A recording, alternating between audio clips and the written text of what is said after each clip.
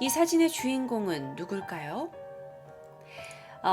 이 사람의 이름은 프레드릭 발렌티크란 사람이에요. 1978년 10월 21일 그는 호주 남부에서 훈련 비행 중이었어요. 그는 보기에도 젊어 보이죠? 20살 먹은 젊은 야망 있는 파일럿이었죠. 당시 10월 21일 그날 그는 영연방항공훈련단 소속으로 비행 훈련 중이었어요. 그가 완벽하게 아직 베테랑이라고는 못해요. 20살이었고 파일럿 꿈나무였거든요. 그래서 그가 계기 비행에서 4등급을 받고 나서 다음에 상업용 비행 라이센스를 이제 따기 위해서 비행 훈련을 막 하고 있는 그런 경험을 쌓고 있던 중이었어요. 그의 사진이 좀 더 있어서 가져와 봤어요. 꿈꾸는 파일럿이었죠. 자, 그날도 그는요, 비행기를 타고 나갔습니다. 자, 호주 남부의 그 해협에 위치한 작은 섬이 있대요. 그 섬의 이름이 킹 아일랜드라는 곳이에요. 그래서 그 킹 아일랜드라는 곳에서 호주의 멜버른 시까지 기획자 경로의 비행이 그의 계획이었죠. 경로를 좀 보여드릴게요. 자, 이렇게 보시면, 자, 여러분, 요 위에 있는 요 섬 전체가 다, 여기 위에 있는 게 다 호주예요. 근데 여기가 이제 멜버른이 요 중간에 여기 쭉 가시면 멜버른 여기 써 있는 거 있죠? 여기쯤에. 그리고 나서 저 킹 아일랜드라고 불리는 곳에서 기역자로 가는 그런 코스였다고 합니다.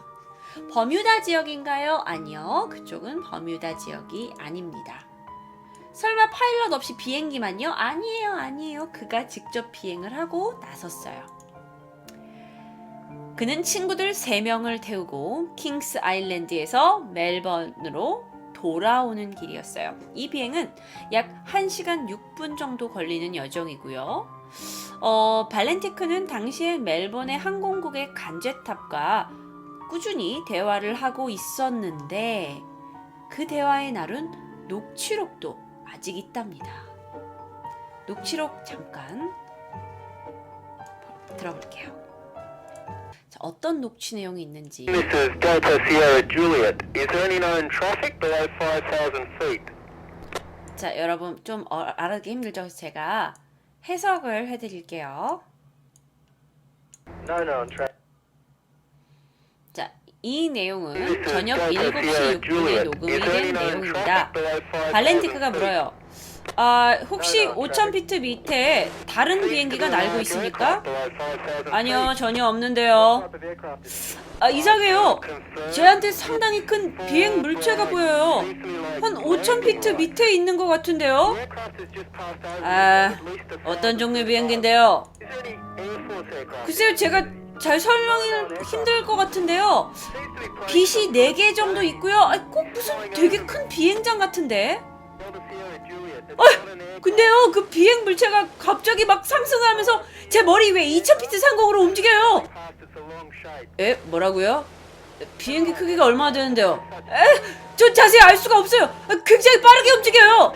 지금 공군 비행기들이 레이더에 잡혀 보이나요? 무슨 소리예요? 레이더상엔 아무런 비행기가 없어요. 네? 뭐라고요? 저녁 7시 8분입니다. 비행기가 동쪽에서 저한테 점점 가까이 오고 있어요. 이 물체 꼭 저랑 게임을 하고 있는 것 같아요. 속도가 아주 빠르고요. 제 머리 위로 3번이나 올라갔다 내려갔다 왔다니까요. 그리고 관제탑이에요. 지금 귀하의 고도가 어떻게 되는데요? 여긴 4,500피트요. 그니까 위에 보이는 물체의 정체가 뭔데요? 몰라요. 잠깐만 기다려봐요. 저기요, 이건 분명 비행기가 아니에요. 그러니까 설명을 하시라고요. 비행하면서 보니까 물체가 상당히 길어요. 구성은 잘 모르겠고 굉장히 빨라요. 저녁 7시 10분입니다. 그러니까 물체의 크기가 얼마나 되는데요? 제 비행기랑 똑같은 속도로 움직이고 있어요. 그래서 꼭 정지되는 것처럼 보여요. 아! 지금 방금 제 머리 위로 올라갔어요. 저기 보니까 초록빛의 조명을 내뿜고 있어요. 그리고 무슨 쇠붙이 같은 표면을 가지고 있고요. 지금 제 머리에 있던 게 없어졌어요. 분명히 제 머리 위에 있었는데 없어졌다고요. 저기 확인 좀 부탁할게요. 이게 혹시 공군기인가요? 아니요, 공군기가 아니고 저기요. 그 비행물체가 없어졌다고 말하시는 거예요? 예, 없어졌다니까요? 근데요, 제 엔진이 이상해요. 제가 분명 24, 25에 맞춰놨는데. 저기요, 지금 상황을 다시 자세히 설명해주세요. 제 상황은요, 제가 멜번에서요 킹스 아일랜드로 멜번에서 제가 비행물체가 다시 제 머리로 올라왔어요. 이 비행물체는 비행기가 아니에요.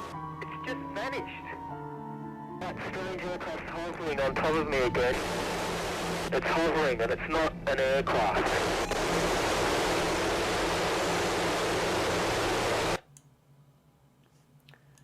아주 유명한 사건입니다.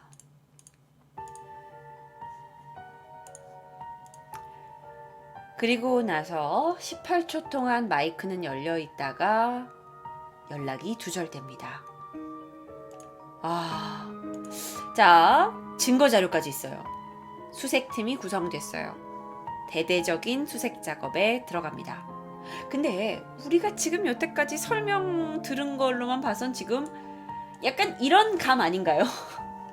그러니까 비행기, 경비행기를 타고 있는데 그 위로 무언가 쇠붙이 같은 게 올라갔다 내려갔다 하는데 나와 속도를 같이 맞추고 있고 위에 4개의 불이 나오고 있어. 근데 우리가 상상했던 게 바로 이런 모습 아닐까요? 그쵸? 상상했던 모습이에요. 이거는 물론 참고 사진입니다, 여러분. 자, 대대적인 수색이 시작됩니다. 8개의 그 민간 항공기가 대대적으로 그곳을 돌게 되고요.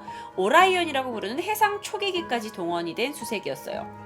무려 2600km 그 방면의 바다를 다 이잡듯이 샅샅이 뒤졌습니다.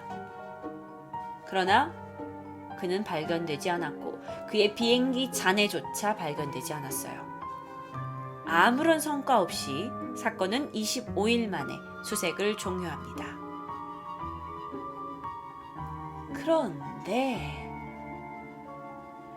그러다 5년이 지났어요. 1983년 7월 태즈메니아 인근의 섬이 플리던스라는 섬이 있대요.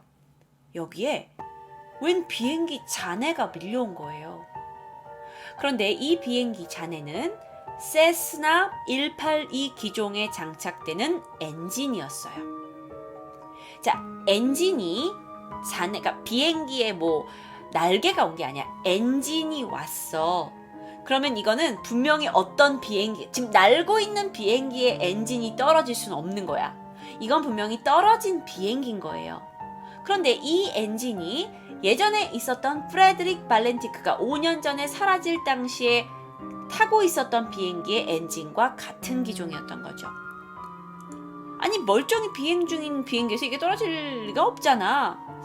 갑자기 하늘에서. 그래서 세간에서, 특히 호주에서는 혹시 이 엔진이 당시 사라진 발렌티크의 비행기의 잔해일 수도 있다는 소문이 무성했습니다. 그런데 그 소문 이전에 여러분도 생각하시는 바로 그 부분인 거죠. 일단 뭔가 UFO와 연관성이 되게 많아 보여요. 그의 그 음성 녹음으로 봤을 때도 뭔가 이게 보통이 아닌 것 같고요. 그러면서 이게 이제 사건에도, 호주 신문에도 UFO 미스테리로 이렇게 실리기 시작했어요. 그러니까 UFO 추종자들이나 뭐 여러 사람들이 이제 너나 할 것 없이 그때부터 앞다투어서 그를 뭐라고 부르기 시작했냐? UFO에 납치된 파일럿이라고 부르기 시작했어요. 뭐 무전만 남기고 사라졌다. 문제의 비행기는 어디로 간 것이냐 하고 막 언론 플레이를 하면서 UFO 분위기를 막 끌어올렸죠. 게다가 또 다른 UFO 단체가 실제로 그 근처에서 그 시간대 다른 사람에 의해서 UFO가 목격됐다라는 목격담을 가지고 오게 된 거예요. 물론 그게 사실 여부는 모르지. 그 주장 때문에 더 그럴싸하게 들리기 시작한 거예요. 그런데 그 이후로 뭐 이런 UFO에 대한 가설을 언론이 인정할 수는 없겠죠. 쉽게 정부도 그렇고요. 그래서 그가 과연 왜 이런 무전을 남기고 죽었는가에 대한 많은 연구가 이루어지다가 나온 결론인데, 이 결론을 한번 여러분 들어보시고 말이 되는지 한번 상상해 보세요. 자, 전문가들의 추론에 의하면 발렌티크는 당시에 아직 미숙한 조종사였어요. 그는 물론 라이센스를 따려고 경험을 쌓고 있었지만 절대로 베테랑이 아니었어. 그래서 그가 그의 평소 성향을 생각해 보니까 그가 굉장히 모험심이 강했대요. 그래서 야간 비행을 하다가 어느 날 거꾸로 날고 있었던 게 아니냐. 거꾸로 날고 있어서 사실 그가 바다라고 생각한 것은 하늘이었고, 그러니까 내가 바다라고 생각된 게 사실은 하늘인 거야. 그리고 하늘이라고 생각된 건 바다인 거야.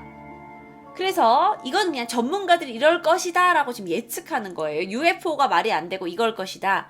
그래서 그 불빛이 보이는 거는 사실 등대 불빛이 구름의 빛에 비춰서 그렇게 불이 보인다고 할 수도 있고, 그걸 UFO라고 오해할 수도 있고, 이 혼란의 와중에 비행기가 점점 고도가 낮아지다가 결국에는 수면에 충돌을 해서 바다에 빠진 게 아니냐라고 예측을 하는데, 제가 생각했을 땐 이거는 UFO가 있다라고 생각하는 것보다 더 오바인 것 같아요. 이건 제 개인적인 생각인데, 아니 중력이라는 걸 너무 생각 안 하시는 거 아니에요? 비행기를 거꾸로 경비행기를 모를 수 있죠. 그러면 이 사람이 몸이 거꾸로 돼가지고 무전을 칠 텐데, 그 무전을 자기가 몸을 거꾸로 치고 있으면서 저렇게 많은 상황들을 설명할 수 있었는지는 제가 잘 모르겠습니다. 그는 없어졌고 그의 상황이 당시에 어땠는지 설명해줄 사람은 아무도 없어요. 다만 그는 무전만을 남기고 갔는데요. 과연 전문가들이 말한 대로 그가 수면에서 거꾸로 있다가 이 구름에 비치는 빛을 UFO로 착각하고 결국은 수면에서 빠져갔다라는 이론이 말이 되는지. 그런데 그가 평소에도 UFO에 굉장히 많은 관심을 보였대요. 그게 이제 문제가 되는 거예요. 자기가 UFO를 목격했다고 얘기한 적도 있었고, 또 그 사람들한테 UFO에 대한 관심을 많이 보인 적도 있었고, 또 아버지한테는 직접 아버지 혹시 UFO가 나를 공격하면 난 어떻게 해야 되나요? 라는 엉뚱한 질문도 했었고요. 그래서 그가 죽고 나서, 아니 그가 사라지고 나서 이러한 그의 엉뚱한 호기심이 그가 혹시 뭔가 망상증에 걸린 게 아니었느냐라는 추론도 나오고 있어요. 하지만 결국 정확히 그가 어떻게 되었는지 아는 사람은 없습니다. 그저 베니싱 현상으로 남아있을 뿐이죠.